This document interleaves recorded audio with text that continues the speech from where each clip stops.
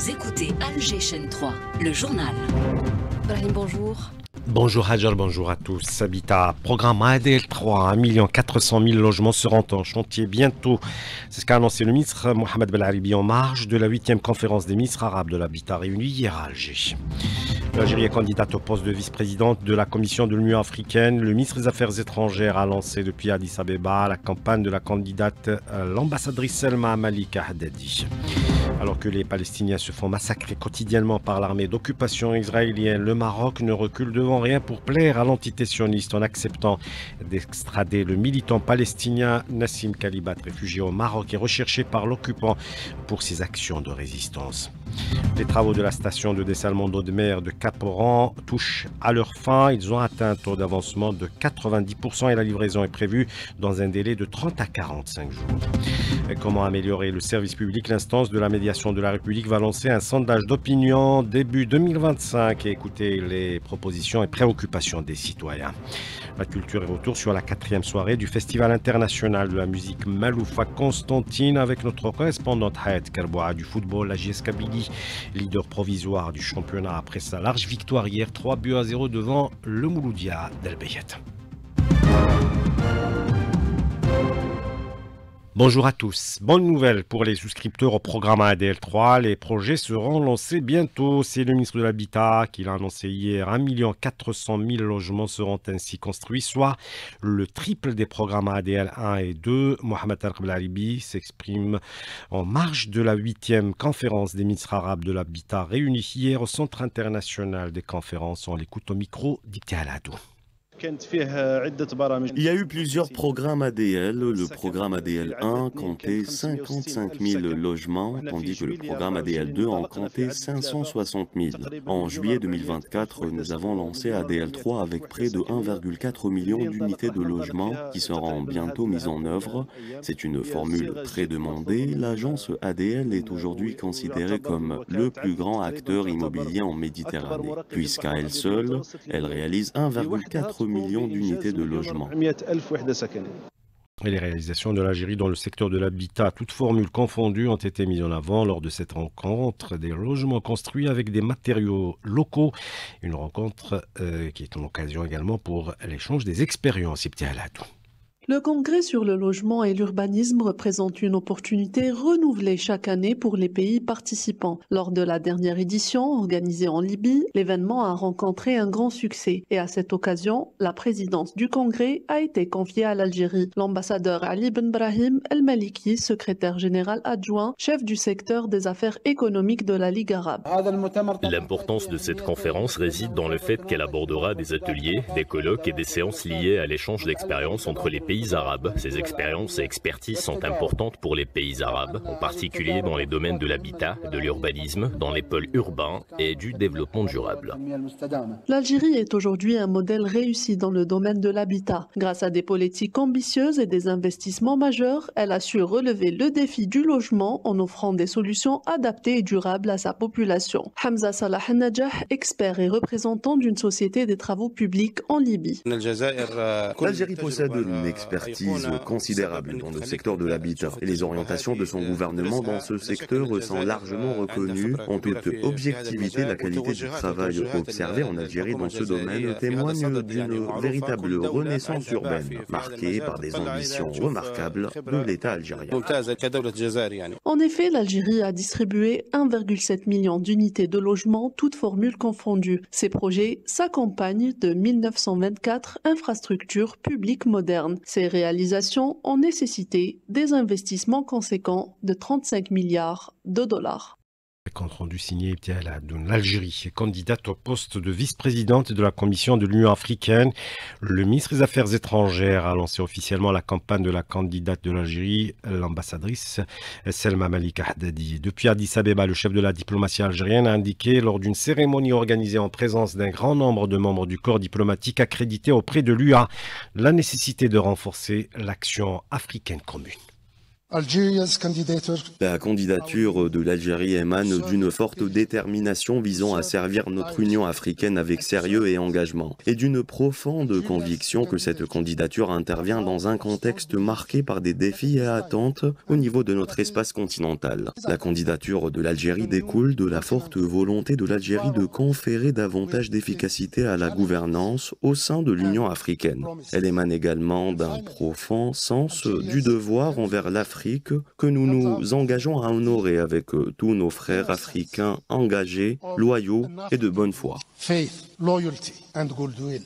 La situation en Syrie et l'Algérie au nom du groupe A3+, appelle à un cessez-le-feu immédiat et urgent dans l'ensemble du territoire syrien, cessez-le-feu impératif pour l'action humanitaire et le retour des réfugiés, un appel de l'ambassadeur de l'Algérie auprès de l'ONU Ammar Benjama lors d'une réunion du Conseil de sécurité de l'ONU. On l'écoute. En tant que groupe A3+, nous exprimons notre vive préoccupation face à ces développements et appelons à une mobilisation large pour permettre aux acteurs humanitaires de répondre aux besoins urgents de la population. Les combats se poursuivent, notamment dans le nord-est. Nous insistons sur l'importance pour toutes les parties de respecter leurs obligations en vertu du droit international humanitaire, y compris celles relatives à la protection des civils et des infrastructures civiles. Nous demandons un cessez-le-feu immédiat à l'échelle nationale, afin de garantir la liberté de mouvement des acteurs humanitaires. Un accès humanitaire total doit être assuré par tous les mécanismes disponibles, y compris les opérations transfrontalières pour fournir une aide essentielle à ceux qui en ont besoin. En tant qu'A3+, nous appelons également les donateurs à se mobiliser pour garantir un financement adéquat du plan de réponse humanitaire en Syrie. Et le premier défi de la nouvelle direction syrienne est la reconstruction du pays, une mission difficile face notamment au manque de financement. Liestal Reni. Le Premier ministre intérimaire Mohamed El-Béchir a pris ses fonctions dans un contexte difficile. Son objectif immédiat est de restaurer la sécurité et l'intégrité du pays tout en préparant le terrain pour un débat national sur la gouvernance future de la Syrie. Un gouvernement de transition face à d'immenses défis, bien que temporaire, il est chargé de remettre sur pied les institutions syriennes. Mais la situation économique est déplorable. Le pays manque cruellement de devises étrangères. Dans une interview, Mohamed El-Béchir a expliqué que la Syrie n'a presque pas de réserve en devises et que la reconstruction nécessitait d'énormes investissements. Alexandre Aoun, analyste politique. Il y a une sorte d'embargo sur l'économie syrienne. Aujourd'hui, la Syrie se retrouve sans radar, sans système de défense sol-air, sans des capacités d'intercepter des missiles, etc., etc. Le pays est dans une situation critique et les Syriens de l'étranger, estimés à environ 6 millions, sont appelés à jouer un rôle clé dans cette reconstruction. Ajouté El-Béchir, les incitant à revenir au pays pour participer à cet effort. Sujet signé Liestal Reni, alors que les Palestiniens se font massacrer quotidiennement, des dizaines de martyrs et de blessés sont enregistrés dans des bombardements sionistes sur Gaza. Le Marzen, pendant ce temps, ne recule devant rien pour plaire à l'entité sioniste. Les autorités marocaines ont en effet accepté d'extrader le militant palestinien Nassim Khalibat, réfugié au Maroc. Il sera remis à l'entité sioniste qui le poursuivait pour ses actions de résistance depuis 2011. L'information est rapportée par le journaliste espagnol Ignacio Semberero, citant un site d'information israélien. Le Marzen devant la justice belge à l'initiative de militants et journalistes marocains qui ont décidé de le poursuivre pour avoir soudoyé des eurodéputés dans le but de faire passer sous silence les violations des droits humains au Maroc et dans les territoires sahraouis occupés. C'est ce que rapportent des médias belges dans le site La Libre Belgique et le quotidien bruxellois Le Soir. L'affaire Marogate, qui a défrayé la chronique pour rappel en 2023, a révélé que le Maroc a recouru à des pots de vin pour corrompre des eurodéputés, des responsables au sein du Parlement européen en vue de passer sous silence, d'une part, l'exploitation des richesses du Sahara occidental et d'autre part, les violations des droits humains tant au Maroc qu'au Sahara occidental occupé. Retour chez nous, améliorer le service public. L'instance du médiateur de la République s'y attelle et pour serrer les propositions des citoyens et évaluer les services apportés aux Algériens, un sondage d'opinion sera lancé début 2025. Le médiateur de la République l'a annoncé hier à l'occasion de la tenue d'une rencontre sur la qualité du service public. Compte rendu Maïssa Smaïl. Conformément aux orientations du président de la République en matière de développement durable, le citoyen est placé au cœur des préoccupations des autorités. Il devient l'acteur principal dans la prise de décision, ce qui permet de garantir une meilleure transparence et une meilleure qualité des services publics. Majid Amour, médiateur de la République.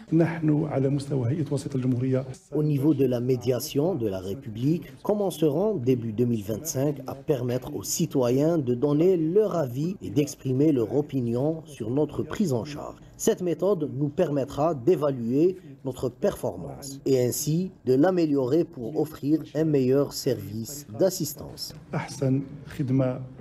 Analyser les requêtes des citoyens et les doléances enregistrées aide à mieux comprendre leurs exigences et d'améliorer les services administratifs pour y répondre efficacement. Abdelmalik Mzhouda, directeur général de l'École nationale d'administration. Le citoyen, c'est lui le centre à lui de proposer les domaines d'amélioration. L'évaluation maintenant du service public, c'est toute une démarche. Il y a des critères, par exemple la disponibilité de l'information aux citoyens, le nombre de supports sur lesquels est publiée l'information pour le citoyen, le degré de satisfaction du citoyen par rapport à l'information, par rapport à l'accueil, au suivi. Une rencontre organisée par le médiateur de la République en partenariat avec l'École nationale d'administration en présence des délégués régionaux a permis de discuter des mécanismes à mettre en place pour améliorer la qualité du service public.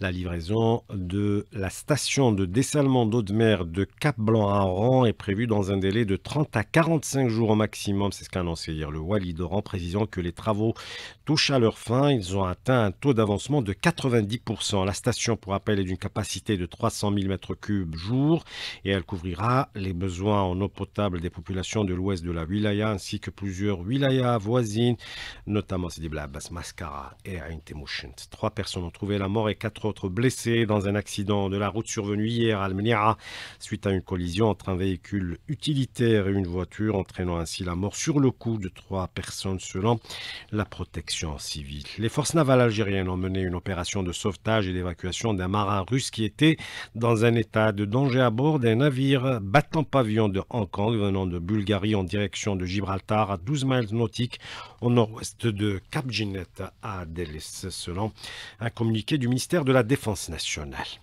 La culture à présent est retour sur la 4e soirée du Festival international de la musique Malouf qui se poursuit à Constantine. Sur scène, il y avait hier soir des troupes tunisiennes, algériennes et jordaniennes. Hayat Karboua. La 4e soirée du Festival international du Malouf s'est caractérisée par la présentation d'une fusion entre la troupe du chanteur tunisien Soufi Hamdi Chelrmi et le constantinois Mohamed Cherif Nasri, qui lui aussi est proche du chant religieux, du madih et aussi du zajel, ce patrimoine musical spécifique à la ville de Constantine. Écoutons Hamdi Chelrmi parler de la préservation de cet héritage commun. نحافظوا على التراث بالأساس على المألوف وعلى الموروث الوطني الإفريقي كامل ونحن موجودين هنا أساسا للحفاظ على موروثنا بأحسن ما يكون. La Jordanie était l'autre pays arabe de cette soirée avec la troupe Oudouba qui existe depuis 2006, une association prestigieuse qui est active dans plusieurs domaines dont le chant, la musique mais également le théâtre, le documentaire et le film court-métrage. Le passage de la troupe Oudouba a été marqué par un excellent jeu d'instruments, que ce soit le luth, le qanoun. Ce dernier est joué magistralement par Rola Jaradet, docteur en musicologie et maestro. Bref, une soirée où les professionnels de ces pays ont donné le meilleur, tous évoquant la qualité de ce public très connaisseur. Constantine, Hayat Kerboua, Algéchan 3. Football, la victoire de la GS Kabylie à domicile hier 3-0 devant le Mouloudia d'El Bayed lui permet d'occuper provisoirement la tête du classement. Sur le même score, s'est imposé le Serbe Louzdet et enchaîne ainsi les victoires devant la JS Saoura 3-0 alors que le Paradou AC revient avec les 3 points de la victoire de son déplacement à Sétif devant l'Entente, score final de 2-1. C'est la fin de ce journal. Merci de l'avoir suivi. La météo à Jalm Saouti.